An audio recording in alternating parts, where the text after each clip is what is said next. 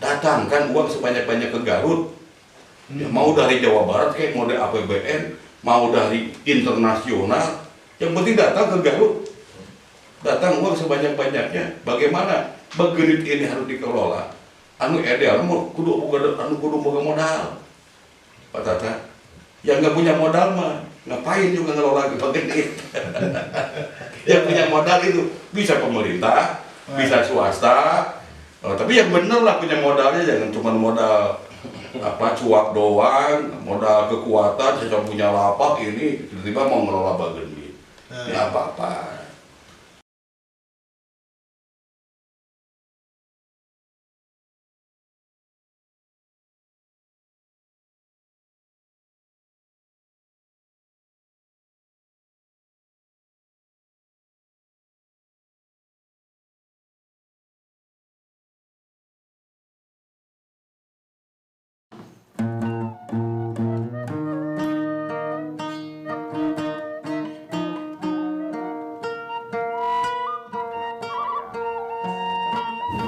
Ini kembali ke Kang Asep. Nah, jadi Pak, pasti itu ada. katanya udah di sini dia.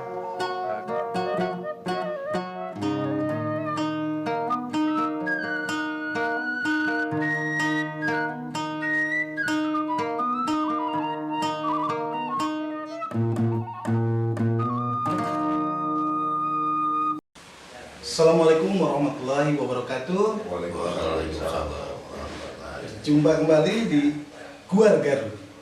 Malam ini ada tamu yang luar biasa.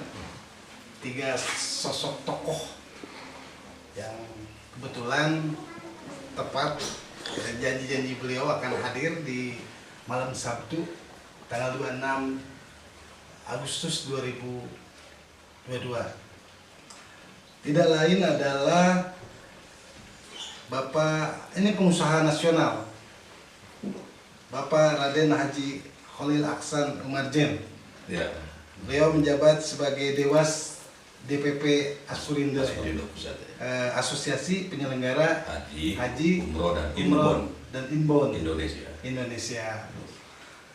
Di tengah nih, ini masih hangat. Beliau menduduki jabatan. Beliau Pak Agus Ismail, STMT, Pak Kadis Parbud, Wilujeng Pungi. Ini satu lagi, beliau sangat luar biasa, melanglang dunia, sama halnya dengan Pak Haji Khalil sebagai pengusaha nasional, tapi beliau lebih di pakar bambu, di mana beliau mengarsiteki beberapa pembangunan di Indonesia, luar negeri ada juga, di luar juga. Nah, supaya lebih kenal lagi, lebih akrab warga Garut, beliau adalah Pak Pon S. Purajatnika. Ya, assalamualaikum. Waalaikumsalam warahmatullahi wabarakatuh. Nih, selamat datang bapak-bapak nih di studio kami, Gua Garut. Kita akan membahas terkait mega proyek yang sedang dilaksanakan dan sudah selesai, yakni Situ Bagenit. Jika tidak salah 80 miliar ya. 89 terakhir. 89 miliar. Nah, saya ingin ke Pak Pon. Pak Pon yang harus bertanggung jawab dengan kondisi proyek ini. Siap. Yang sudah selesai. Di bulan Mei terhentinya COVID dan selesainya Idul Fitri ya. Tiba-tiba Pak Bupati, ayo datang ke Garut, datang ke Bagenit, ada wisata dunia. Berbondong-bondong masyarakat Garut dan luar, tapi menghasilkan sampah yang beribu-ribu ton mungkin. Saya melihat Facebooknya Pak Bupati, marah-marah saat itu. Kenapa bisa marah seperti itu? Kemudian ceritakan tentang konsep Situ Bagenit yang sudah jadi ini. Ya. Ya, bismillahirrahmanirrahim. Assalamualaikum warahmatullahi wabarakatuh. Waalaikumsalam. Situ Bagenit itu dirancang dengan proses yang lama. Karena pesannya itu pertama dari segi geografi dan geologi Bagendit itu luar biasa. Jadi makanya dicanangkan jadi situ Bagendit wisata berkelas dunia itu pantas di sana oleh Bagendit karena jarang lah sebuah tempat di mana ada danau yang cukup besar. Airnya sendiri kurang lebih 80 hektar. Tanah total semua Bagendit itu 105,4 hektar waktu itu. Ya. Dan itu cukup besar. Dari titik ini bisa melihat hampir seluruh Garut. Jadi seluruh gunung ya, dari Gunung Guntur apalagi paling dekat, Gunung Papandayan, Gunung Cikuray, Galunggung juga kelihatan dari sana. Apalagi gunung-gunung sekitar sana ada Haruman, ada Kaledong. Jadi sangat spektakuler dari segi landscape. Kemudian masyarakatnya juga sudah lekat dengan budaya Bagendit ya, jadi tidak bisa dipisahkan Bagendit dengan masyarakat sekitar terutama karena di samping ada yang berusaha mencari nafkah di sana, juga dengan dongeng awal yang sangat dikenal masyarakat, jadi Nyi Endit begitu, makanya jadi situ Bagendit ini menjadi cikal bakal untuk sebuah tempat wisata yang berkarakter. Berikutnya adalah dari segi pencapaian ya. Situ Bagendit itu lokasinya kan tidak jauh dari Bandung. Dari Jakarta juga, apalagi nanti kalau tol jadi ya, itu sangat mudah untuk dicapai. Jadi potensi-potensi kalau bahasa arsitek itu positif selling point lah, sangat banyak yang dipegang oleh Bagendit. Makanya dirancang dengan proses yang lama, harus hati-hati karena ini harus terjadi kesatuan antara masyarakat dengan akan dibangunnya Bagendit pada saat itu. Jadi kelasnya berbeda, ini tempat wisata. Jadi dirancang spesial begitu, tempat-tempatnya juga tidak banyak dirubah landscape, tapi ada bangunan yang di situ yang disediakan untuk memunculkan budaya Garut dari mulai kesenian, kuliner, dan sebagainya harus terangkat di sana. Makanya pas terjadi dibuka itu segala macam masuk, ya inilah jadinya berlawanan dengan tujuan awal gitu. Jadi ya mungkin karena pengen memperkenalkan mungkin, cuman masyarakat sudah berharap banyak sehingga semua lapisan masyarakat datang ke sana berbondong-bondong, berbus-bus begitu. Ya. Lagi pula kan kesiapan di lokasi itu kan belum terjadi. Saya bilang belum terjadi karena tempat parkir kan cuma itu gitu kan, sehingga terjadi kemacetan dan lain-lain. Jadi bukan sampah saja, kemacetan juga luar biasa gitu. Jadi Tidak hanya sampah ya? Iya, jadi belum terjadi gitu. Jadi sehingga terjadilah waktu saat habis Lebaran itu dibuka ya segala macam terjadi. Yang paling kelihatan ya sampah berserakan di mana-mana itu jadinya. Ya. Penilaian orang jadinya ini Bagendit di Kuba kelas dunia, tapi sampah di mana-mana jadinya begitu. Sebentar, Papon hanya apa maksudnya pemerintah memandatkan, mengutus Papon untuk membuat desain itu ya? Iya, jadi dari awal memang sebuah kebetulan sih Pak ya. Jadi saat itu saya kan tinggal di situ. Ya. Jadi saya kan kurang banyak resmi juga kan gitu. Lagi saya tiap daerah kalau bagi arsitek itu jadi telaah.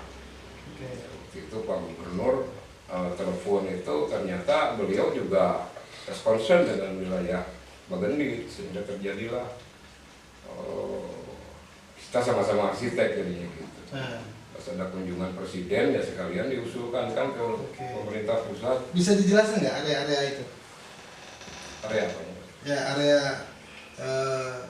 masuk. Ya, jadi Bagendit itu dizonasi 6 zona. Oh, zonasi ya. Ya, dizonasi 6 zona dengan berbagai tempat yang harus ditumbuh kembangkan di sana. Dari mulai tempat yang sifatnya umum atau publik sampai ke private. Jadi dari arah timur publik sampai ke arah baratnya itu private. Jadi diatur seperti itu. Tapi yang jelas itu 40-50% itu wisata edukasi. Jadi ini diperuntukkan untuk pendidikan bagi masyarakat sekitar, untuk apa yang nomor satunya mereka atau generasi kita harus lebih banyak mengenal alam. Jadi alam Garut itu diperlihatkan di sana gitu, dengan segala macam potensinya.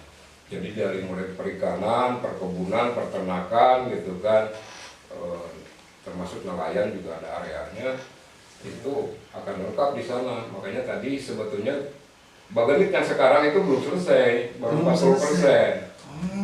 Baru 40%. Dan 60% itu sebetulnya disiapkan untuk investasi. Jadi semuanya tidak harus dibangun oleh pemerintah. Jadi yang dibangun pemerintah sekarang itu trigger saja gitu. Nah, di tengah masyarakat dengan investor gitu, mudah-mudahan teman-teman di Garut bisa lakukan itu sehingga terjadi wisata kelas dunia begitu. Nih saya ke Pak Kadis, ini selaras nggak? Grand skenario pemerintah seperti apa sih? Terima kasih Pak Data. Jadi saya sedikit menyambung dengan apa yang disampaikan oleh Pak Pon. Jadi betul bahwa Bagenit ini belum selesai, Pak. Jadi kalau tadi Pak Data menyampaikan bahwa ini sudah selesai, itu belum selesai, Pak. Jadi masih jauh banyak pekerjaan yang harus kita selesaikan di Bagenit ini. Yang perlu kita pahami bersama, ketika kita berbicara tentang suatu destinasi wisata, itu banyak sekali variabel yang harus kita penuhi di sana. Jadi mulai sisi atraksinya, amenitinya, fasilitinya, kemudian juga accessibility-nya kan. Nah, jadi kenapa kemudian sampai dengan hari ini apa yang terjadi Bagenit sendiri seperti yang tadi, memang bahwa kemarin ini kan semacam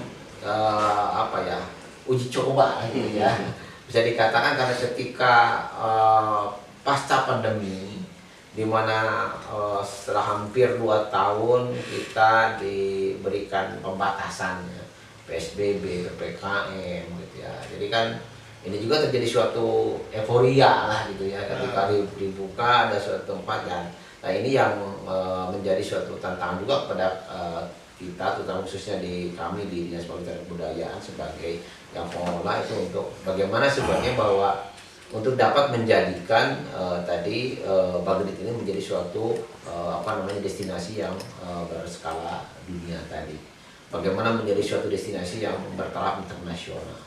Tentu saja untuk masuk ke dalam itu harus betul-betul bisa disiapkan gitu. Nah inilah yang tadi mungkin kalau tadi kata Pak Pon kalau sekitar 30 atau 40% misalnya dari kesiapan kita masih jauh gitu ya, masih jauh untuk dapat menjadikan Bagenit ini sebagai tadi. Karena dari sisi infrastrukturnya juga masih belum dapat dibangun. Kita masih baru tadi sampaikan Pak Pon itu ada 6 zona yang ada di dalam master plan itu. Dan mungkin hari ini yang baru terlihat itu kan baru zona 1 gitu ya. Zona-zona yang lainnya ini kan masih belum terbangun gitu ya. Masih belum tersiapkan. Itu pun dari sisi aspek belum lagi pas pendukung yang lain, atraksinya belum. Kemudian amenitinya juga belum gitu. Nah, ini yang saya kira kenapa mungkin banyak ekspresi masyarakat yang mari kita bersama-sama kemudian bersabar dan bagaimana kita ingin mewujudkan itu, Pak, begitu ya. Ya, sehingga disinilah butuh suatu perhatian dari kita bersama untuk bisa mewujudkan itu, Pak. Nah, tapi sekarang kan orang sudah melihatnya bahwa tadi ada pandangan bahwa bahwa itu sudah bisa dimanfaatkan, sudah bisa Tapi hari ini masih dikelola kan, maksudnya masih berkunjung, masih tetap jalan. Iya betul, masih berkunjung, tapi kan itu kemudian kita juga sedang kita kaji juga gitu ya. Kemarin juga kita sudah konsultasi dengan pemerintah Provinsi Jawa Barat, karena sampai dengan hari ini juga kita belum penyerahan seutuhnya belum, Pak. Belum ya, itu karena itu kan hasil pembangunan dari kementerian, Pak. Dari kementerian. Jadi ini kan banyak peran di situ, Pak. Ada perannya kementerian, ada pemerintah pusat, ada juga provinsi dan ada juga kabupaten. Nah, inilah yang kemudian sedang kita coba godok bagaimana kemudian ingin mewujudkan benar-benar bahwa Bagendit itu sebagai suatu destinasi yang bertaraf internasional dan menjadi kebanggaan. Gitu ya. Nah, untuk itu maka kami senantiasa mensosialisasikan kepada seluruh masyarakat khususnya yang ada di sekitar Bagendit bahwa yuk mari kita dukung dan sukseskan. Oke. Pak Kadis kan sekarang sedang berjalan ya dikelola. Ya. Itu melibatkan masyarakat sekitar? Ya tentu saja melibatkan Melibatkan, ya. melibatkan kita itu, tapi lebih sekarang kita juga akan coba batasi bagaimana pembangunan yang sudah ada itu dapat terpelihara, gitu ya. Dapat terpelihara. Jadi bukan saja memanfaat tapi juga untuk memelihara itu, gitu ya. Terus kendala waktu itu kan sampah di mana-mana. Saat ini fasilitasnya sudah ada apa? Nah, Menanggulangi sampah kemarin lah. ya itu Pak. Begini, karena gini Pak, ada suatu apa ya, emang sudah menjadi kebiasaan atau juga mungkin juga apa ya masyarakat yang sudah berjalan sekian waktu. Jadi sampah itu tidak hanya datang dari Bagendit, tapi dari luar Bagendit. Karena banyak yang mohon maaf masyarakat yang datang ke Bagendit itu mereka bawa makanan sendiri gitu ya, gelar tikar gitu Pak, makan di situ begitu ya. Nah ini yang terjadi Pak, gitu ya, sehingga tidak hanya saja sampah yang dihasilkan oleh Bali itu sendiri, tapi juga masyarakat adanya sampah yang dibawa dari luar ke dalam Bagendit. Ya, kebanyakan dari luar dibawa ya. Nah ini yang juga mungkin kita harus coba tertibkan begitu Pak. Oke, siap. Saya ingin ke Pak Haji nih. Pak Haji, melihat situ Bagendit, kemudian pengalaman Pak Haji melihat wisata-wisata di luar. Bagaimana peluang Bagendit ini? Baik. Assalamualaikum warahmatullahi wabarakatuh. Terima kasih ya ini Pak Tata Ansori, sahabat saya, Pak Pon, arsitek senior, juga rekan diskusi. Ini aset kita di Gatra. Dari Pak Kadis, berbicara Bagendit ini selalu menarik. Ya.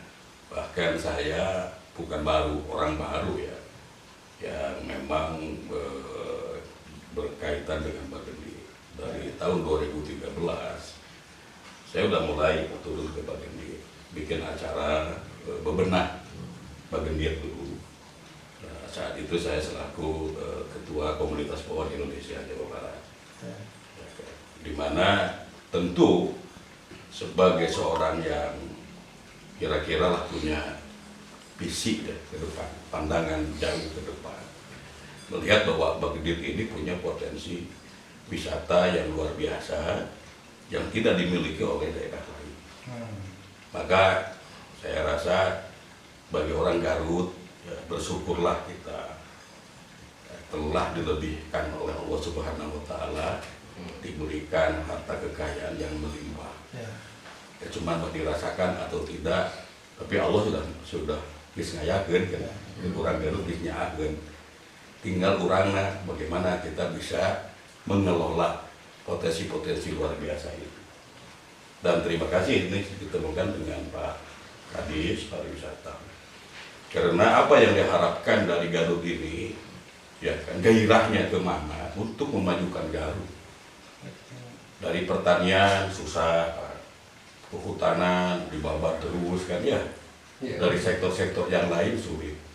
Hanya satu solusi untuk mempercepat majunya Garut ini dari sektor pariwisata.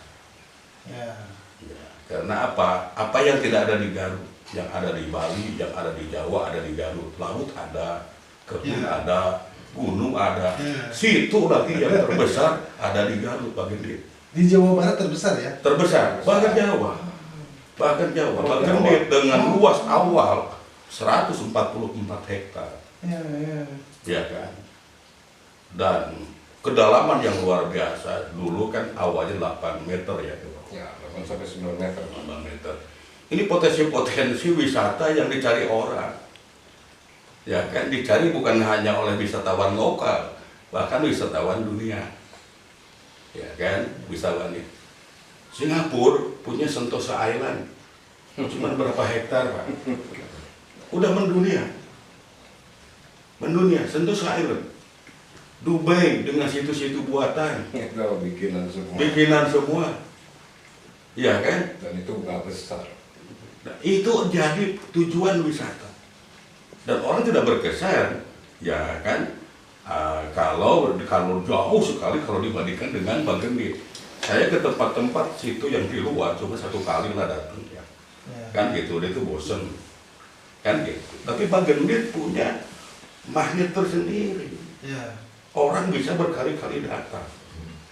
Dan saya harapkan impian kami saat itu bahwa Bagendit menjadi ikon wisata Jawa Barat dengan muluk-muluk dunia dulu lah. Sepakat ya pemerintah Jawa Barat, pemerintah Garut bikin satu kesepakatan atau dengan pusat bahwa jadikan Bagendit sebagai ikon wisata di Jawa Barat. Kan gitu. Sehingga ini serius. Bukan hanya main-main. Kan gitu membangun Bagendit ini secara total. Bagaimana Bagendit ya kan menjadi ikon wisata Jawa Barat, ya kan, sehingga dengan dibukanya Bagendit menjadi berdampak terbukanya potensi-potensi wisata lain di Kabupaten Garut. Ya kan? Orang tidak hanya datang ke Bagendit, tapi datang juga ke tempat wisata. Jadi terintegrasi, Pak Muhammad. Jadi Garut ini bukan seperti puncak, hanya puncak saja. Tapi Garut bisa stay, bisa bikin paket wisata, Pak. Sangat bisa. Sangat bisa. 1 hari di Garut, keliling Garut, Bagendit, Cipanas, kuliner, ke selatan, ya kan, Garut Utara, Garut Selatan, Garut itu kan banyak. Talaga Bodas, Papandayan, Kamojang. Tapi ikonnya di mana ini Garut ini? Selama ini kan belum punya ikon. Bagendit lah ya. Bagendit lah yang seharusnya jadi ikon. Menjadi trigger. Yang jadi ikon, jadi trigger. Maka ini harus serius. Saya berapresiasi, terima kasih apa yang menjadi impian kami. Sekarang ini mulailah terlihat oleh pemerintahan sekarang, ya. Baik dari Pak Ridwan Kamil, dari pusat dan sebagainya. Tetapi dia kan dulu berbangga-bangga lah. Ya karena Bagendit ini pembangunannya belum apa-apa, belum bisa berkelas dunia. Ini masih 40%. enggak 40%, Pak. Oke, ya. Belum, Pak. Kalau saya bilang 10% juga belum. Nyampe kalau sekarang pengelolaannya. Belum. Kalau mau berkelas dunia, kecuali sekelas wisata desa. Ya kan? Ya. Lanjut ya Pak Tata. Mohon maaf nih. Ini jangan dulu bangga-bangga lah. Saya juga apresiasi. Ya, tapi jangan dulu bangga-bangga kalau memang targetnya mau kelas dunia. Kelas Jawa Barat aja dulu lah. Atau kelas Indonesia dulu lah. Ya kan, kelas Indonesia dulu. Ini masih banyak yang harus dibenahi ya, diadakan. Terutama dari infrastruktur ya, infrastruktur pendukung, fasilitas dan sebagainya, terutama akselerasi transportasi dan sebagainya. Ya kan? Ini untuk bagaimana Bagendit menjadi dan desainnya seperti apa saya juga nggak ngerti. Karena Bagendit ini tidak hanya revitalisasi, bukan hanya peremajaan, bikin wajah baru Bagendit, kan gitu. Tapi yang paling penting di Bagendit ini adalah normalisasi Bagendit, Konservasi air. karena memang kan gitu ya. Grandstand, infrastruktur dasar Bagendit ini air, magnet. Bagaimana orang datang ini air, namanya juga situ. Jangan sampai orang datang ke situ kecewa, yang dilihat eceng gondok kan gitu ya. Sekarang masih ada eceng gondok? Masih ada. Terate ya kan gitu. Ini air. Karena ini air ini mengalami kedangkalan Bagendit itu setelah adanya banyak ya faktor kedangkalan ini, dari mulai adanya Sedimentasi. galunggung, musibah dan sebagainya ya, sehingga sekarang perlu normalisasi. Normalisasi luasnya, normalisasi kedalamannya. Ini layak jadi wisata air. Pertama itu dulu Pak. Normalkan luasnya, normalkan airnya, artinya kedalamannya. Dan kita juga setelah itu tetap ya ada harmonisasi antara 3 itu, revitalisasi, normalisasi, dan tentu adalah naturalisasi. Oke. Karena Bagendit jangan sampai ganti wajah, ya kan? Tetap melestarikan alam Bagendit itu yang paling penting, karena inilah yang akan menjadi magnet bahwa Bagendit nantinya akan menjadi berkelas dunia. Oke. Ya kan, berkelas dunia. Karena Bagendit ini karakter alamnya air. Banyu resmi. Banyu resmi. Air. Dan hebatnya di Garut, ini bukan karena saya menjomongkan Garut, karena saya juga udah berkeliling ke tempat wisata. Jauh lah dengan Malang, apalagi dengan Puncak. Garut ini alamnya luar biasa. Keren Sebenarnya ya. objek wisatanya banyak, ya kan, dan antik-antik, happy orang datang ke Garut, orang suka. Orang suka. Walaupun di Garut banyak preman ya, karcisnya nggak karu-karuan, belum ini, tapi orang suka saja. Nanti dikupas kaca. Ya kan, tapi suka saja. Nah, Ya kan, ini keren. Ini dan udaranya juga sejuk, tapi beda, tidak lembab, Pak. tidak lembab ya. Beda. Datang ke Garut ini beda dengan datang ke Lembang ya. Ini bukan, ini maaf orang Lembang. Tapi iklim saat ini sedang lembab loh. Iya, tapi tidak lembab, berbahaya pada bronkitis. Ya kan? Ya. Artinya enaklah hawa di Garut. Nah, ini suhu daya pesona alam bintang 5 ya Bapak. Ya.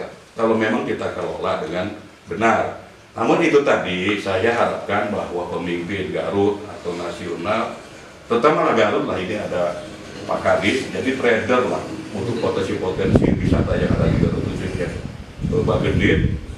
Serius jadikan Bagendit sebagai ikon wisata Jawa Barat. Situ Bagendit Dan Jawa Barat. yang memang nantinya menarik investor, Ya. bukan hanya jualan karcis, Pak. Nah, Nggak seberapa, Pak Kadis, jualan karcis baik untuk APBD ataupun untuk masyarakat. Cuma dari jualan karcis. Tapi dampak daripada Bagendit menjadi ikon wisata tentunya akan menarik investor, sehingga industri pariwisata di Garut akan bergairah, Pak. Ya kan? Tapi walau tak begitu, tetap kita Garut harus dilestarikan dengan alamnya ini. Nggak usah lah ada hotel-hotel yang tingkat tinggi, nggak usah lah. Ya kan, hotel-hotel itu aja. Siap, Alam. Haji. Jadi satu yang paling penting bahwa Pak Kadis ditantang untuk membuat desain, makro desain situ Bagendit, bukan hanya objek wisatanya, tetapi sekitar Bagendit harus dijadikan kawasan wisata. Desainnya benar, daya dukungnya benar, sehingga situ Bagendit terwujud menjadi objek wisata, jadi ikon wisata berkelas dunia. Bahkan dulu Pak Tata, karena saya bermimpi Jawa Barat ini mayoritas Muslim, Pak. Dan Muslim terbesar, maaf, persentasenya masih terbanyak Islamnya Muslim di Garut. Ya kan? Saya selaku ketua Dewan Pengawas Asko-Indo yang selama ini selain memberangkatkan outbound dalam hal itu konteks ibadah ya, haji umroh kan outbound, Pak. Artinya mengeluarkan duit. Kami juga sekarang ini lagi mengupayakan bagaimana ada pertimbangan inbound. Bagaimana inbound masuk ke Indonesia, kan agar Indonesia juga dapat ya devisa dari inbound ini. Karena potensi inbound ini luar biasa dari Timur Tengah. Silakan aja Pak Kadis dibuka ya. Khususnya mau ke Garut ya? Ini belum. Ini yang datang sekarang ini ke Malaysia, Singapura, Thailand. Tepat buat mereka belum ada. Kan gitu ya. Silakan itu berapa juta itu per tahun. Datang ke Indonesia berapa orang? Berapa ratus, persentasenya kecil, Pak. Padahal Indonesia itu negara Muslim terbesar, dan provinsi Muslim terbesar adalah Jawa Barat. Jawa Barat. Jawa Barat provinsi Muslim terbesar dunia. Kalau gitu terbesar. Garut ini juga sebagai orang udah pendunia nama Garut ini. Swiss apa? Timur Tengah semua itu udah tahu, Pak. Garut, ya kan, bahwa Garut harus menjadi bagian destinasi, ya kan, tujuan, Pak. Bukan hanya perlewatan. Jadi Bandung, ya kan, Garut, Pangandaran, itu layak, itu jadi tujuan Timur Tengah kan, kan gitu. Ya, makanya dulu bermimpi ya, selain ada saung-saung yang sekarang ini Pak Pur itu luar biasa ya, enak selfie di sana. Diharapkan ke depan lah Bagedi itu ada macam masjid lah ya. Ya. Dulu diharapkan masjid emas terapung Pak. Itu ada masjid nggak Pak? Ada. Oh ada ya. Ada masjid emas terapung berkubah emas dengan 99 pancuran emas. Artinya saya harapkan karena untuk memperlihatkan karakter keislamiannya orang Garut. Sehingga dengan adanya juga itu sebagai daya tarik juga menarik juga bagi wisatawan Timur Tengah yang rata-rata Muslim, ya kan? Ini jangankan dari Timur Tengah ini kalau masjid terapung, kan masjid terapung dari seluruh dunia ini datang di Jeddah saja penuh. Apalagi diadakan di Bageni, akan banyak yang ke sana apa-apa dia sudah hadiah umroh dia gitu ya. Itu pasti wisata lokal aja banyak kan. Tapi ya masjid terapungnya cobalah dikonsep dengan bagus ya. Kalau saya harapkan kubah emasnya juga ada lah, banyak lah duit lah, kan Garut banyak duit lah. Tinggal habis emas kan. Iya, Siap. 99 pancuran emas. Ini dari dulu harapannya begitu. Sehingga ini wisata Muslim benar kan gitu. Tapi itu tadi tetap bahwa Garut ini bahwa kita harapkan tadi Garut ini akan lebih maju dari sektor wisata. Tantangan kepada Pak Kadis ya. Pak Kadis. Kita akan desain semua nih bagaimana objek-objek wisata hidup dan jadikan Bageni mendunia. Oh iya. Amin. Amin, luar biasa. Ini saya pengen ke Pak Pon nih. Siap. Tadi masih nyambung dengan apa yang diutarakan oleh Pak Haji ya terkait, dan juga ada WA dari Pak Deden Sopian, anggota DPRD fraksi Golkar. Beliau setelah dikasih poster tentang talkshow kita bahwa awas jangan lupa bahwa situ Bageni itu fungsi air.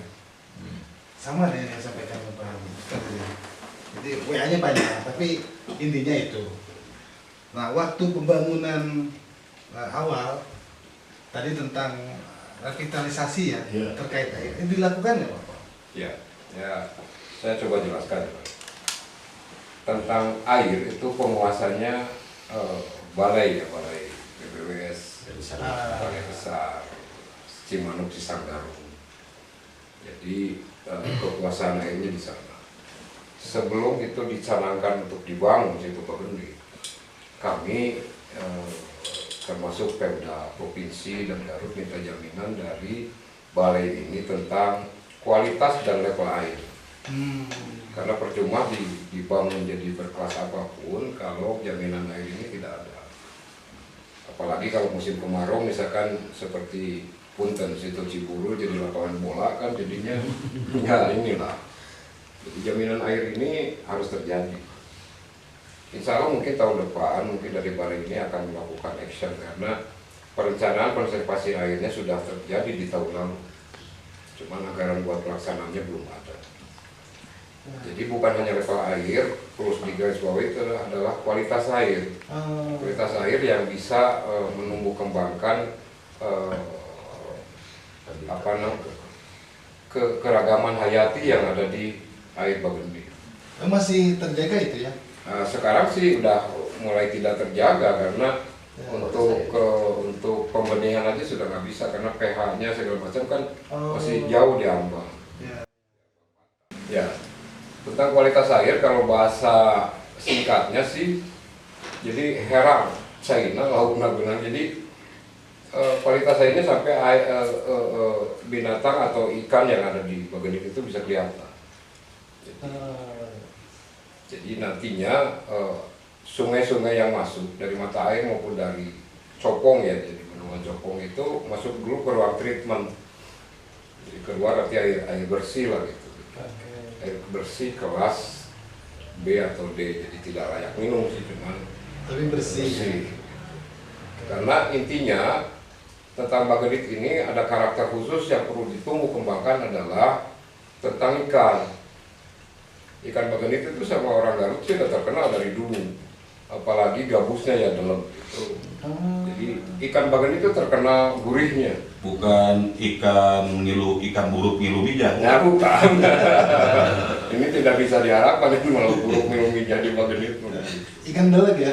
Ikan dalam dulu ada 6 kalau nggak salah 6 endemik Bagenit lah ikan di sini. Jadi, Oke. Tapi mudah-mudahan- fungsi air untuk kebutuhan pertanian Iya, tetap terpenuhi? setelah Bagenit itu memang kebutuhannya buat pertanian. Penyangga. Penyangga. Jadi setelah Bagenit itu nanti itu keluar ke persawahan di sekitar Bagenit, terutama di 2 desa ya, Desa Banjarresmi sama Bagenit. Oke. Itu di situ. Dan ini juga airnya juga kalau volume cukup baik, ini jadi wisata air tersendiri di desa-desa itu. Ya.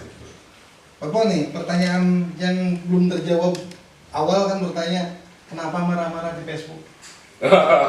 Bukan marah sih sebetulnya, Kecewa. kecewa saja. Jadi itu kan harus saya sampaikan secara profesional, saya harus sampaikan Pak. Ya. Jadi saya bukan pribadi tapi saya profesional sebagai arsitek, walaupun sebetulnya kalau disebut kontrak kerja sih sudah selesai beberapa tahun lalu 2019 ya. Saya tetap sekarang kawal tetap Bagenit karena ada tanggung jawab moral Pak, Ya. yang harus dibenahi karena hasil desain itu tidak boleh dibiarkan begitu saja sama arsitek ya sebetulnya. Tanggung jawabnya kan besar. Ya. Efeknya jadi efek buruk buat masyarakat kan mungkin dosa buat saya. Begitu. Nah, terus satu lagi nih, boleh oleh Pak Kadis atau Ketua. Ini kan sudah dibuka dan berjalan, kunjungan ada dilakukan. Sementara belum diresmikan. Jadi ya mungkin saya jelasin dulu kayak. Ya. Jadi Bagenit ini kan dibangun oleh BUMN ya. Selesai 100% pekerjaan itu di bulan Februari tahun ini kan. 2022. Ya, Oke. masa pemeliharaan itu 1 tahun. Jadi nanti dari pelaksana atau kontraktor diserahkan nanti akhir tahun diterima oleh Kementerian PUPR. Di titik itulah baru diserahkan ke Pemda Garut. Ya, tapi 1 tahun, nunggu 1 tahun. 1 tahun berarti kan nunggu Februari tahun depan baru bisa legal dilakukan pengelolaan secara penuh oleh pemerintah Garut. Artinya kalau ada kerusakan itu masih tanggung jawab kontraktor. Kontraktor, tapi kerusakan akibat kesalahan konstruksi. Tapi akibat dari sekarang mencoba memakai misalkan rusak ya tanggung jawab dari Pemda Garut. Nah itu pemerintah Ya. harus tanggung jawab. Nih silakan. Ya. Pak Kadis. Terima kasih nih. Jadi yang pertama mungkin yang tadi yang kita sudah sepakati bersama dari Pak Haji Holil itu bahwa pertama bahwa itu belum selesai. Ya. Itu yang harus kita pegang bersama bahwa ini masih banyak pekerjaan yang harus kita tuntaskan dengan Bagenit. Yang kedua bahwa sebenarnya terkait dengan bagaimana tadi bahwa untuk revitalisasi air Bagenit ini adalah PR juga yang harus segera dituntaskan, dan itu juga peran dari pemerintah pusat sebenarnya sudah dimulai dengan dibangunnya bendung Copong sebenarnya. Ya. Jadi salah satu bendung Copong itu ini makanya adalah untuk bagaimana mengaliri ke Bagenit ini gitu ya. Tapi kan salurannya yang belum tuntas sampai dengan hari ini. Nah, ini yang juga menjadi PR kita bersama, dan yang tentu saja yang jauh ke depan bahwa bagaimana untuk bisa menjadikan Bagenit ini sebagai tadi suatu destinasi yang berkelas gitu ya, baik kelas nasional maupun juga bahkan kelas dunia. Artinya juga harus didukung oleh environmentnya, lingkungannya, masyarakat, termasuk di sini juga masyarakatnya. Bagaimana masyarakatnya juga harus berkelas gitu ya. Jadi yang bagaimana ini karena antara objek destinasi dengan lingkungan ini kan harus nyatu gitu ya. Nah ini yang harus sama-sama kita pahami dan juga harus sama kita wujudkan begitu ya. Jadi selain dari infrastruktur, kemudian fasilitas atau ada atraksi, tapi juga tentu saja dukungan dari masyarakat. Bagaimana kemudian kita harus sadar bahwa ini menjadi daerah tujuan wisata yang berkelas dunia.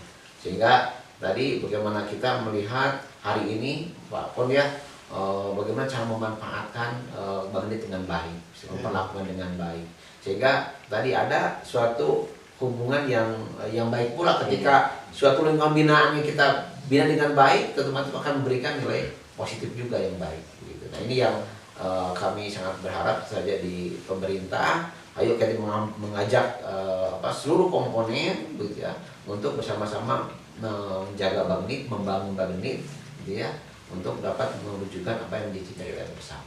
Gitu. Pak Kadis, belum hitung-hitungan soal PAD ya, walaupun sudah berjalan kan ini? Ya, sebenarnya tadi bahwa pemanfaatan sementara dari Bagenit ini kan lebih diarahkan untuk menjaga, memelihara sebenarnya ya, memelihara apa yang telah dibangun.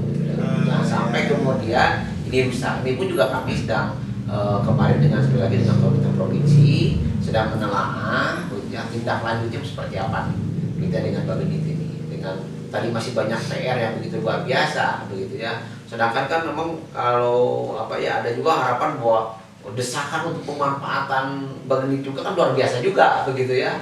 Nah inilah yang sebenarnya yang sedang kita coba petakan. Tadi juga harapan dari Pak Haji Holil, terima kasih juga. Kami juga sedang memikirkan bagaimana menyusun suatu master plan daripada kawasan Bagenit ini, bukan hanya saja situ Bagenitnya, ya. Pak Pon malah sudah merancang bagaimana dengan pembinaan di desa-desa sekitar ini, sehingga kita akan mengembangkan suatu konsep pengembangan pariwisata yang sifatnya adalah inti plasma. Jadi destinasi intinya mana, kemudian wilayah-wilayah pengenalan. Karena ini harus tadi betul Pak, harus menjadi suatu package sistem. Jadi hari ini mohon maaf Pak, bahwa betul Garut itu sudah menjadi satu kunjungan wisata, tapi yang perlu menjadi catatan bahwa length of stay di Garut itu sangat rendah. Gitu ya, jadi lama tinggalnya yang ini gitu ya. Jadi kebanyakan yang wisata Garut itu adalah paruh hari gitu ya. Iya, jadi datang pagi pulang petang gitu ya. Nah jadi datang pagi bawa rantang gitu ya, makan kemudian pulang petang. Nah kami sangat berharap dengan tadi konsep bisa yang berkelanjutan, yang kemudian juga ada suatu paket ini tadi. Ya minimal ada istilahnya kita one night in Garut gitu. Nah jadi disitulah kemudian kita harus membangun tadi sinergitas dan konektivitas antar masing-masing destinasi, gitu ya. Misalkan ketika orang berkunjung, maka pertama wajib ke Bagenit, ke Cipanas, misalkan baru ke Darajat, atau Bagenit, Sukaregang, Papandayan. Atau juga banyak juga desa-desa wisata yang kemudian kita bisa kembangkan, karena sekali lagi ini tidak bisa tumbuh sendiri gitu ya. Hari ini kita sudah mencoba mendorong pertumbuhan desa wisata. Mungkin kurang lebih sudah mencapai angka 40 desa wisata yang kita coba dorong gitu ya. Nah, ini pun juga perlu ada kolaborasi gitu ya antara destinasi yang sudah terbangun dengan desa-desa. Karena ini kalau misalnya kita tidak biarkan, ini akan juga akan lama-lama kan mati begitu ya. Nah ini yang kita tidak inginkan begitu ya. Tapi harus dengan adanya tadi sifatnya adalah inti plasma tadi begitu ya. Mana yang akan membina, misalkan taruhlah Bagenit nanti membina dengan kawasannya, Cangkuang akan membina dengan kawasannya. Sehingga inilah yang akan menjadi, misalkan Papandayan juga membina kawasannya, Cipanas dengan kawasannya. Kita kan sudah memiliki juga kawasan-kawasan wisata gitu seperti itu. Garut sebetulnya surga ya. Iya. Tapi hanya disinggahi saja. Ya. Dan karena ini yang perlu kita coba kembangkan, dan memang ada satu kendala juga dari sisi penguasaan atau kawasan. Karena juga banyak wisata-wisata yang berada di kawasan bukan kewenangan dari pemerintah daerah, ada di masyarakat, perhutani, di perkebunan. Nah ini yang perlu ada suatu kolaborasi yang begitu luar biasa. Nah ini season yang agak berat soal pengelolaan. Ini untuk Pak Haji sama Pak Pon nih. Jadi Pak Haji menantang ke kepala dinas pemerintah daerah. Tetapi harus ada masukan juga nih soal situ Bagenit itu idealnya siapa yang harus mengelola. Persoalannya kan ini dibangun oleh APBN. Lalu isu-isu dari luar, ada titipan dari pusat, kemudian dari lokal juga mendesak. saya ingin mengelola. Nah, makanya bapak-bapak dihadirkan ke sini itu untuk memberi masukan, tidak hanya sekedar memberi rintakan tangan ke Pak Kadis. Silakan Pak Haji. Kira-kira harus bagaimana? Harus siapa yang mengelola ini? Itu tadi Pak, dasarnya ada ketertarikan siapa yang mengelola. Konsepnya dulu di Bagendit mau seperti apa? Ya. Ini mau wisata apa di Bagendit? Ya. Iya kan, misalkan wisata air, wisata lingkungan, ya kan ada ya, wisata sawah kan di situ. Ini mau tadi kan inti plasma. Inti plasma ini harus dikonsep, didesain. Terus SDM-nya juga, masyarakatnya juga harus dibina dulu. Ya jangan sampai masyarakatnya beredegong kan gitu. Cobalah Bagendit ini dikonsep secara masyarakat yang berbudaya dengan sentuhan-sentuhan budaya. Karena wisata-wisata yang terkenal yang dicari orang yang memang ada sentuhan-sentuhan budaya. Jogja, Bali, yang lain-lain dunia ini ada sentuhan budaya. Nah Bagendit ini harus berbudaya. Kemudian mah jauh-jauh Nyunda, cuma orang Sunda. Cepak Gubernur mah Pak Emil, ya kan gitu. Mun kasemahan gitunya, sing someh, kan ya, kanu nyemah, mun nyemah sing alus kanu boga imah kan gitu. Nah ini kan budaya-budaya dasar. Sing someh kasema, sing bisa mun nyemah sing alus kanu boga imah. Kan gitu ya. Nah ini harus diterapkan, disadari. Kalau Bagendit Garut mau banyak didatangi orang, ini harus memberikan rasa, sense, rasa aman, rasa nyaman, betah, kan gitu. Asa dulu, kan gitu. Ini mulai dari orang-orangnya dulu. Bali lah, lihat orang Bali. Begitu datang mereka, kita mau orang mana saja, udah ramah Pak, udah ramah.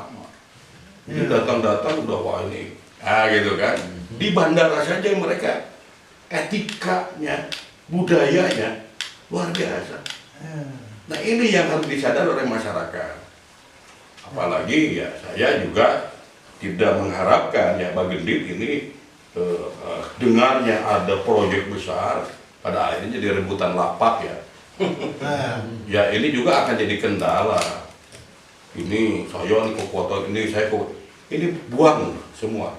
Mari kita bangun Garut. Datangkan uang sebanyak-banyak ke Garut. Ya, mau dari Jawa Barat kayak mau dari APBN, mau dari internasional, yang penting datang ke Garut. Datang uang sebanyak-banyaknya. Bagaimana Bagendit ini harus dikelola? Anu kudu boga modal. Pak Tata, yang nggak punya modal mah ngapain juga ngelola Bagendit?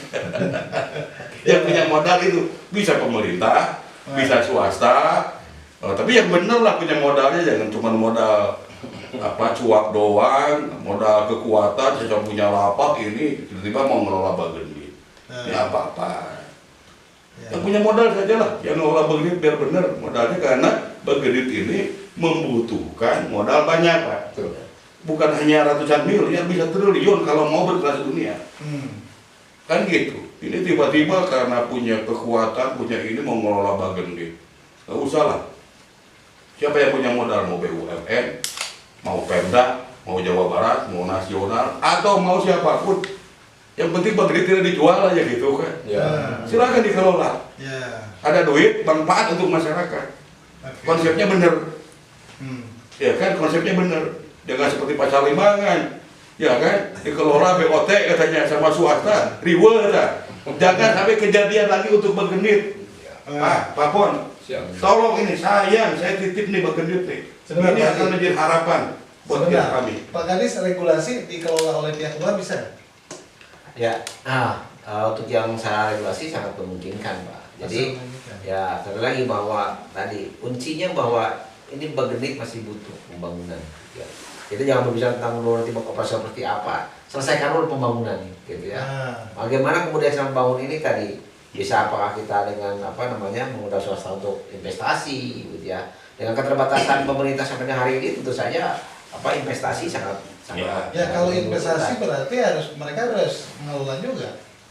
Ya polanya nanti akan seperti apa ini kan kemarin juga sudah kita bahas dengan pemerintah provinsi. Ini ada berbagai skema. Skemanya seperti apa nanti itu yang disepakati. Yang paling penting bagaimana sebenarnya tadi kita dapat menuntaskan pembangunan bagi itu. Oke. Pak Haji silakan lanjutkan kembali. Tadi saya hanya nanya regulasi kan. Setelah ada regulasinya, benar ini produk investasi. Ya. Produk investasi dibikin. Nanti di trading, Pak. Iya. Misalkan kami yang mentrading nih, ada investasi nih di Garut nih. Ya. Kita kan biasa pameran, Pak. Buka-buka pameran mau di Dubai, ya kan, di Jeddah, mau di Eropa, atau di tingkat nasional. Ini ada investasi di Garut. Ya. Produknya apa? Kalau hanya tidak ada, cuma ngomong aja nih, nggak bagendit. Ayo invest di sini, mau bikin apa? Bikin rumah. Tapi yang ini ya, saya minta pro ini Kabupaten Garut naik ke modal lah. Coba bikin lah perencanaan yang benar. Ya tadi Pak, apa aja risetnya juga dengan benar. Airnya, alamnya dan segala macam. Sehingga produk investasi ini produk-produk berkualitas, layak untuk menarik investor. Karena investor ini nggak mungkin satu Pak untuk mengumpulkan uang banyak ini. Karena satu Pak, ketika bagian sukses, ya kan, sukses menarik investor atau sukses menjadi ikon wisata, ini akan berdampak luas untuk Garut, bahkan untuk Priangan Timur Pak, Betul. kan gitu. Jawa Barat ini perlu ikon, Jawa Barat ikon wisatanya di mana sekarang? Pangandaran ada laut, Garut juga punya laut. Ya, Sukabumi juga punya bumi. Tapi yang seperti Bagendit ada di mana di Jawa Barat? Ada di Garut, Pak. Ya gitulah. Ya. Nah, sekarang Pak Bon, pengelolaan tadi kan pertanyaan awal. Ya. Siapa yang layak? Ya pertama sih yang layak itu spesifikasi khususnya itu harus profesional di bidangnya. Jadi sangat spesifik. Spesifik yang kedua adalah investasinya juga spesifik. Jadi kalau investor biasa sih nggak akan tertarik ke apalagi harus membangun dulu. Jadi sangat spesifik karena spesifik di sini investasi harus bersatu dengan masyarakat di sana. Saya sarankan di desa-desa juga yang gaduh tanah di sekitar Bagendit jangan dijual. Silakan kerjasamakan dengan investor. Sehingga masyarakat di sana tetap memiliki. Jadi investor di sini yang masuk harus bisa bergaul dalam tanda kutip dengan masyarakat sekitar. Karena dukungan besarnya itu, pendapatan besarnya justru di tanah masyarakat. Kalau menghitung keuntungan ya dari pedagang, kalau pedagang kan hitung untung Pak. Sekali lagi tadi saya sampaikan, Bagendit yang dibangun itu oleh pemerintah itu trigger. Jadi trigger ini harus berpengaruh ke investasi justru yang tadi tertebar bisa sampai ke Priangan Timur efeknya. Dan ini harus terjadi. Makanya saya juga masih ikut dalam diskusi dengan Pemda sampai provinsi itu merumuskan tentang hal ini. Karena kalau di masyarakat itu sedang diberitakan ini akan dilelangkan begitu, ya kan? Jadi pengelolaannya akan dilelangkan. Nah, kita kan dilelang itu masyarakat kan takut, jadi yang datang itu benar-benar swasta yang tidak mengikut sertakan masyarakat. Jadi masyarakat kan mulai berdenyut nih, diajak mau kan gitu. Justru karena pemerintah daerah belum gitu ya, belum sana ya, Pak Gadis. Belum. Tapi dikonsepkan nanti ini harus ini mengikut sertakan peran masyarakat. Maksudnya untuk dilelangkan kan belum pemerintah daerah. Belum nunggu itu selesai dulu tadi pemeliharaan dari prosesnya tadi masih cukup panjang. Masih panjang. Nih kebetulan tadi Pak Pon menyinggung soal ajak masyarakat lokal ya, libatkan. Iya. kalau tadi ada informasi dilelang sehingga masyarakat cukup cemas Cemas Pak. karena dulu sebagai pelaku kan ada Ya, tukang nanti pelaku jadi korban. gitu kan. Nah kebetulan kita hadir juga nih dari masyarakat ya, di desa ya, desa Begenit, Bumdes. Siapa namanya? Saya Jalu Pak. Jalu. Iya. Jalu apa? Jalu Rizkiawan. Betul Jalu ya? Iya. Persoalan Kang Jalu. Ya, siap. Tadi kan sudah mendengar perbincangan nih, tapi ini terkait tentang siapa pengelola. Apa harapan masyarakat? Ini mewakili beberapa masyarakat ya. Kira-kira bagaimana? Bismillahirrahmanirrahim. Assalamualaikum warahmatullahi wabarakatuh. Waalaikumsalam. Terima kasih pada Kang Kota yang sudah memberikan pertanyaan. Saya bergerak di bidang kebetulan saya juga di desa itu sebagai Pokja Wisata, bukan desa wisata Begenit. Ya. Memang bahkan waktu Pak Kadisnya Pak Budi Ganggan terakhir sudah ada sosialisasi sebelum Pak Kadis yang sekarang. Dan alhamdulillah Pak, kalau misalkan memang ada sedikit tadi yang Bapak bilang bahwa ada investor dari luar, terutama mungkin yang pernah saya pelajari pada saat Dinas Pariwisata Garut itu mengadakan pelatihan yang waktu itu di Agusta, yang jelaskan ada pengertian 5 pentehlik yang satu itu, tapi tetap saja diantaranya memang harus ada investor juga gitu kan. Yang satu mungkin masyarakat, investor, pemerintah, legislatif, yudikatif, termasuk mungkin akademisi dan pelaku wisata yang lain. Terus terang saja kalau misalkan buat saya pribadi dan masyarakat terutama terkait dengan program desa wisata sangat was-was manakala kalau misalkan nanti pihak swastanya tidak welcome terhadap kinerja kerjasama dengan program desa wisata kita, tapi mudah-mudahan mungkin ada win-win solusi yang tadi regulasinya diatur demikian rupa supaya bisa connecting dengan pengembangan yang ada di desa wisata kita, di mana rencananya kebetulan kita juga sudah melakukan kegiatan surveyor di titik jembatan merah yang di zona 1 itu kita akan connecting yang tadi kata Pak Pon juga bilang bahwa kebetulan zona kita itu ke aliran irigasi sungai ke desa Begenit itu irigasi itu, nah rencananya ada beberapa paket juga di sana yang berkaitan dengan wisata air yang berkonektif dengan air yang ada di Begenit gitu Pak. Oke. Terus usaha-usaha yang dilakukan oleh masyarakat yang dulu kan tukang rakit dan lainnya berjalan sekarang? Ya alhamdulillah berjalan Pak, dan kebetulan kan itu memang sudah ada di sana memang ada kelompoknya Pokdarwis ya, Pokdarwis dan di antaranya juga memang saya sebagai Pokja juga selalu koordinasi dengan Pokdarwis, termasuk mungkin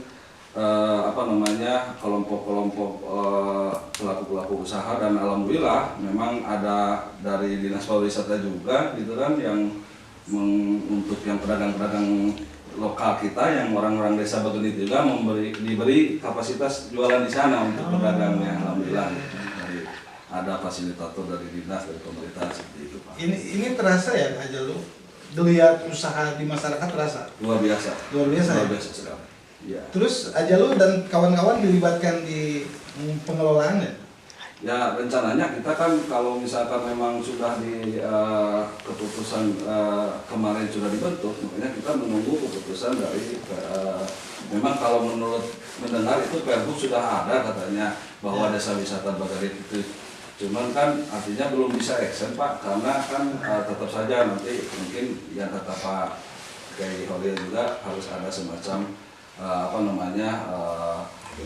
sosialisasi dan lain sebagainya yang untuk terkait dengan desa wisata yang kita bentuk. Oke. Ini nyambung nih Pak Kadis, Pergub sudah ada?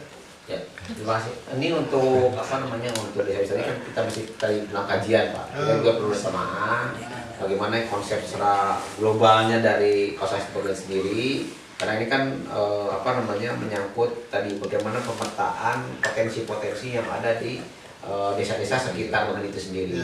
Misalkan kalau di konsepnya Pak Pon itu sudah dibangun Pak, ada desa ikan, ada desa yang apa namanya domba dan sebagainya. Nah ini kan harapannya ini kan saling bersinergi nih Pak, bersinergi mendukung terhadap keberadaan bank itu sendiri, gitu.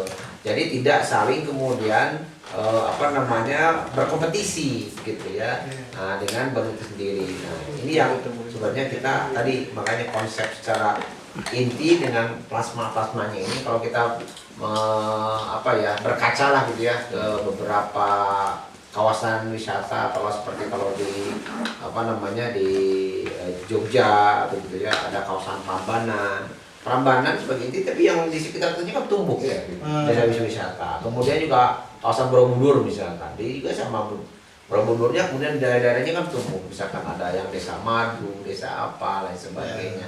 Nah ini diharapkan nanti ini akan menjadi satu konsep yang nanti akan menjadi lebih luas begitu. Artinya pemerintah komit yang pasti mengajak masyarakat. Ya sudah paling tentu Pak.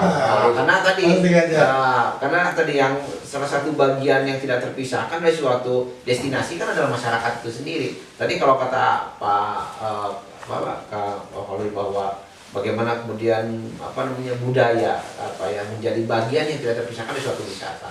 Kita tahu betul bahwa hari ini gitu ya, memang ada pergeseran paradigma dalam konteks berwisata. Bagaimana orang itu untuk berwisata itu tidak hanya saja melihat sesuatu, tidak hanya melihat suatu atraksi, tapi juga bagaimana dia ingin memperoleh suatu pengalaman, by experience sekarang. Jadi wisata itu sudah mencari suatu hal yang apa sih uniquely-nya gitu ya, yang uniknya ada. Nah makanya kenapa itu yang akan membuat suatu destinasi itu menjadi pembeda dengan destinasi yang lain. Gitu, seperti itu. Oke, Pak Haji gimana?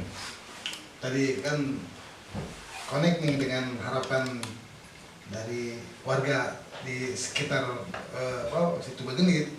Jadi berharap kan ada keterlibatan langsung terus regulasi, tapi konsisten pemerintah juga akan tentu bakal melibatkan masyarakat sekitar. Karena yang disebut wisata itu bukan hanya Bagenit saja kan, bukan hanya di daerah situ Bagenitnya, tetapi menjadi wilayah di sekitar. Ada berapa desa sih? Yang berhubungan langsung 5 ya. Tapi sebenarnya kan bisa berkembang sampai yang lain-lain gitu ya. Tadi itu potensi yang kita coba bisa kembangkan. Kalau Pak Haji sebagai pengusaha, mewakili pengusaha teman-teman di luar, seksi nggak dengan bisnis situ Bagenit ini? Seksi Pak, sisi alamnya seksi. Luar biasa. Luar biasa dari sisi alam ya. Alam. Nggak tahu sisi manusianya. Ini bisa layak jual nggak? Itu saja, karena bukan hanya menjual alamnya, tapi juga menjual SDM-nya.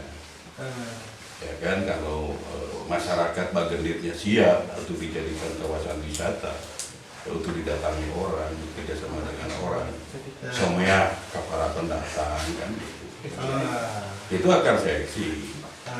Tapi lamun orang situ Bagenitnya buat banget, gawe nanti curiga, kan gitu, kasienan, kan gitu ya.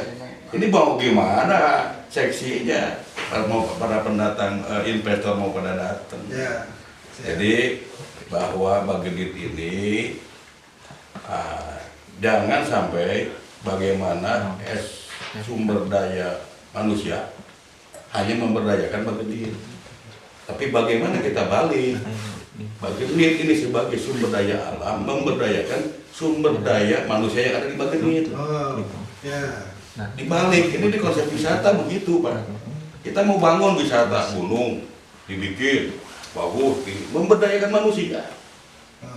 Bukan bagaimana kita sebagai manusia memberdayakan Bagenit hanya digali, di Allah uji bodi ada apa, ya kan gitu, direkayasa, ya. Jadi sepakati sama masyarakat Bagenit, bagaimana Bagenit memberdayakan sumber daya manusia yang ada di Bagenit. Begitupun di tempat wisata lainnya ada di Garut. Baru ini seksi Pak. Karena yang dijual bukan hanya alamnya, tapi orangnya juga.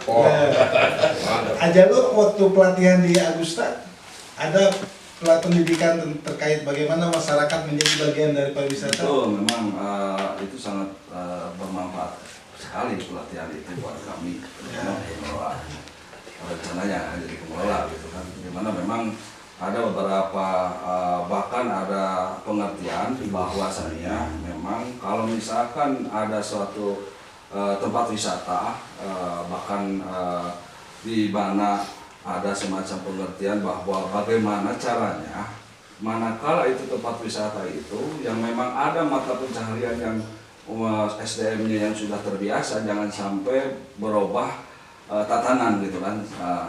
Contoh seperti yang pernah diutarakan pada saat pelatihan itu di Saung Ciburial yang saya memang pernah tahu gitu kan. Semarang ya? Semarang itu. Nah, tentu saja mungkin kalau untuk Desa Bagenit sendiri yang tadi kata Pak Kiai, memang insya Allah kalau untuk warga Desa Bagenit sendiri, kalau untuk Desa Bagenit ya, atau mungkin desa yang lain, insya Allah someah Pak yang someah luar biasa gitu kan.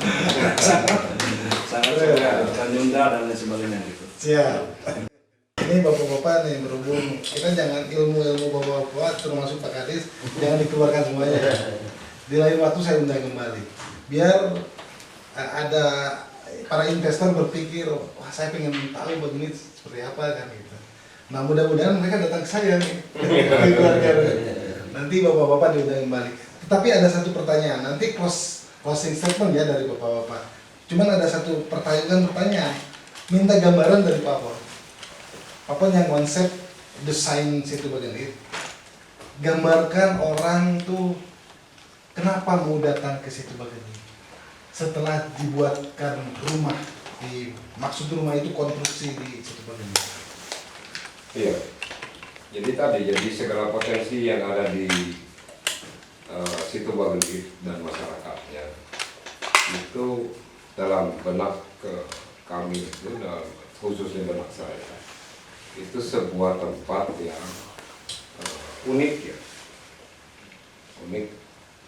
Tempatnya sudah unik, tinggal masyarakatnya menyesuaikan dengan keunikan itu.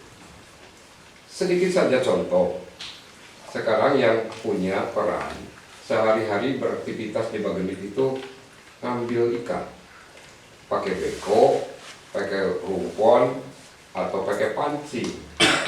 Nah sekarang itu diatraksikan jadi sebuah tontonan. Aktivitas itu jadi sebuah tontonan, gitu. Jadi tergambarkan, tidak merubah tatanan di tengah masyarakat, tapi ini jadi menarik. Karena tempat lain nggak ada, gitu. Dia seperti itu gambaran di benak. Terus zona-zona itu ada mesin apung ya? Ya itu di zona 5 ya, mesin terapung. Itu memang inti. Jadi ikon di Bagenit sendiri harus ada. Oke. Di provinsi diolah apa ya tadi dasarnya masyarakat Muslim keislamannya yang luar biasa itu harus terwujud di sana. Ya. Cuman kan tak di masa ngumpul.